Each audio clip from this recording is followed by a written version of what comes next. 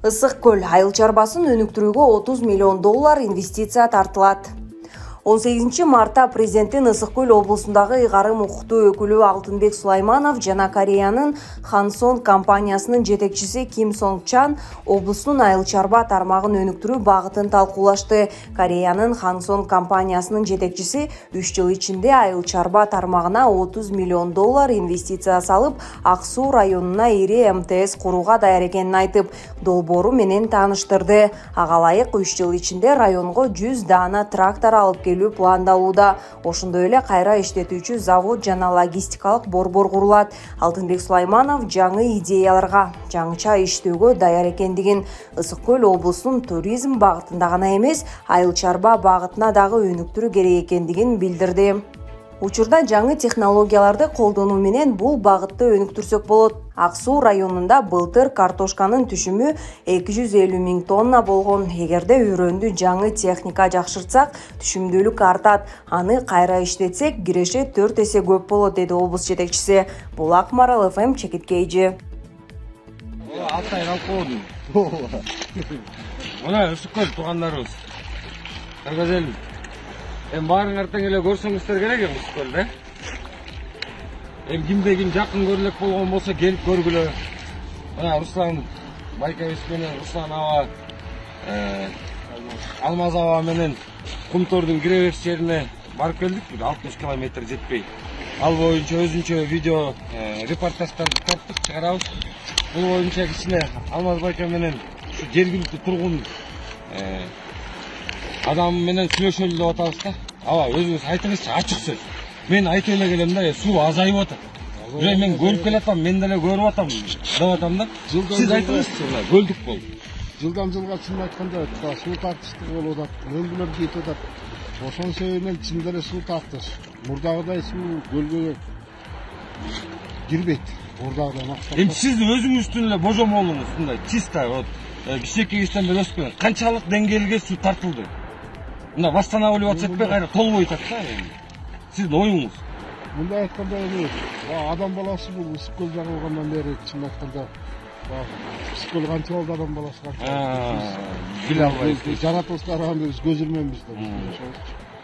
Эчтеке айта албайбыз. Көбөйтүү азайып кетти. Азайганы да туура чын бар. Айтып келет. Жанагы эле Пржевальскийдин эстелиги көлдүн жээгине коюлуптур.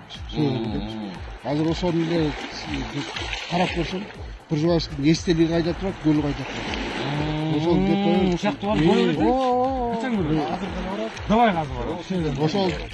Ошол эле мына ошол канча жыл өттү, ошончо жылдан бери көл канча тартылганы билинип турат да. Эми тарых боюнча ошо көлдүн жээгине коюлуп. Жээгине деген, эстелик, анын эстелигинен көлгө чейин уже баспак.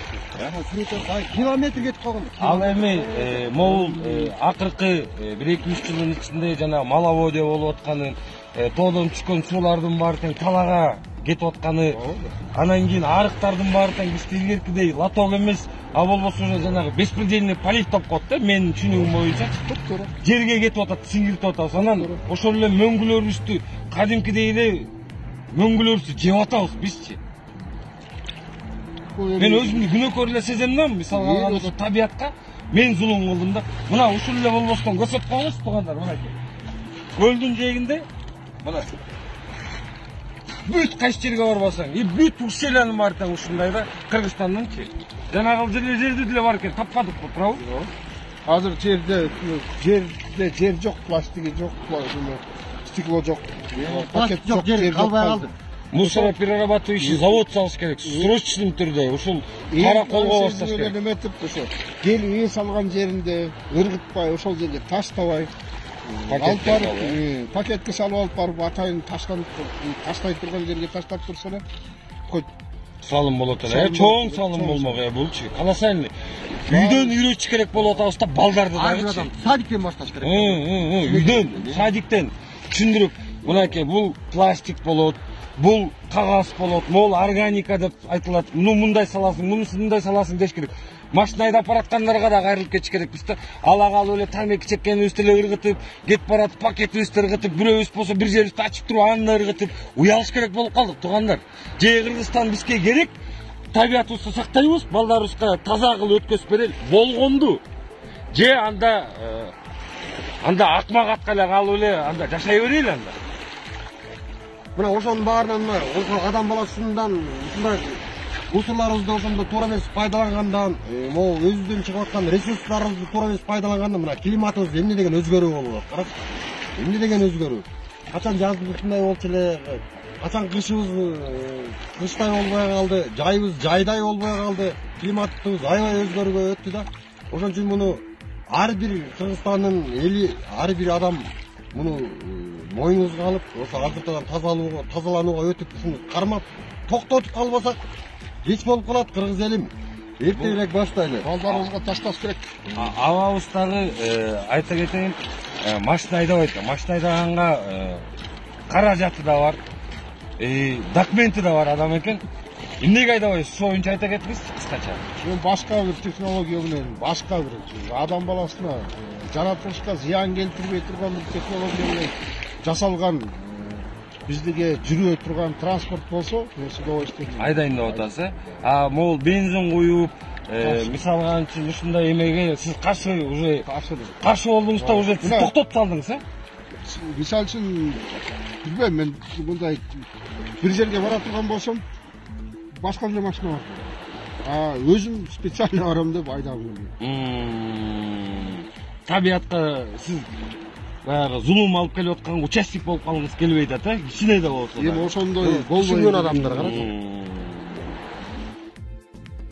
Манас Ниязов оор жаракат алды. Достук командасы Ала Тоого өз ыктыяры менен жеңилип берди. Бүгүн 20 мартта Норуз майрамына арналган Көкбөрү мелдешинде жогорку лиганын 3-4 орunu үчүн болгон беттеш орун алды. Анда Ош облусунун Достук командасы менен Ош шаарынын Ала Тоо жааты күч сынашты. Оюндун биринчи бөлүгүндө Достуктун катарынан Улан Насакеев эсепти ачты. Ал эми экинчи бөлүктө Ала Тоонун оюнчусу Манас Ниязов салым таштап, эсепти теңеп кетүүгө жетишти. Андан кийинки негизги жана кошумча берилген убакытта да эки тарап тең улак сала албай, жеңүүчүнү аныктоо үчүн булиттер сериясына орун берилди. Булиттер сериясындагы алгачкы салымды Достуктун катарынан Арген Абдуллаев жаратты. Ал эми кийинки болуп Ала Тоонун катарынан Манас Ниязов аракетин көрүп, тилекке каршы Тайгазанга жетип келгенде атынан кулап оор жаракат алды. Оюнчуну тез жардам унаасы алып кетти. Натыйжада Достук командасы Манас Ниязовдун оор жаракат алгандыгына байланыштуу өз ыктыяры менен жеңилгенин билдиришти. Мындан улам беттеш андан ары улантылбай жеңиш Ала Тоо командасына ыйгарылды. Эске салсак, Ала Тоо буга чейин Көкжал командасын утуп, экинчи оюнунда Сары Өзөнгө жеңилген. Ал эми Достук алгачкы беттешинде Мурасты жеңгени менен жарым финалда Ынтымак командасына жеңилип калган. Булак супер чекиткейжи. Орусия Украинада үндөн ылдам ракетасын колдонгонун билдирди. Орусиянын коргоо министрлиги биринчи жолу Украинанын батыш бөлүгүндө үндөн ылдам учуучу кинжал ракетасын колдонгонун билдирүүдө. Бул тууралуу министрликтин расмий өкүлү Игорь Коношенков 19 марттагы брифингде айтып чыкты. 18 мартта кинжал авиациялык комплексинин гиперылдамдыктагы аэробаллистикалык ракеталары менен Иваново-Франковск облусунун Делятин калктуу пунктундагы Украин күчтөрүнүн ракеталары жана авиациялык ок дарылары сакталган жер төлөдөгү ири кампасы жок кылынды деп билдирди Коношенков.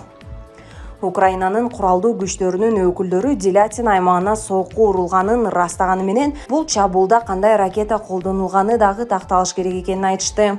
Орус армиясы кинжал ракетасы кадимки үндөн 5 эсе ылдам уча аларын абадан коргонуу системаларына кармалбастан 2000 чакырым алыстыктагы бутага сокку ураларын билдирип келет. Украинада орус күчтөрүнүн чабуулдары 24 февралдан бери уланып жатат. Соңку 24 күндүн ичинде Украинадагы согуш жүздөгөн жайкын тургундардын жана аскерлердин өмүрүн алды.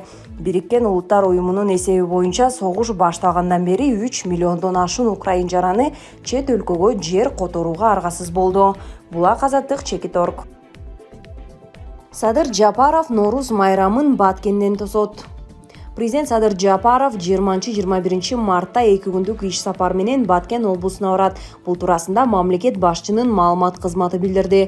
Жапаров иш сапардын жүрүшүндө Лейлек районундагы Исфана шаарынын аталышын Разаков деп өзгөртүүгө байланыштуу иш-чарага катышат. Ошондой эле мамлекет башчынын Нооруз майрамына карата мааракелерге да катышуусу күтүлүүдө. Булак Спутник чекиткейчи.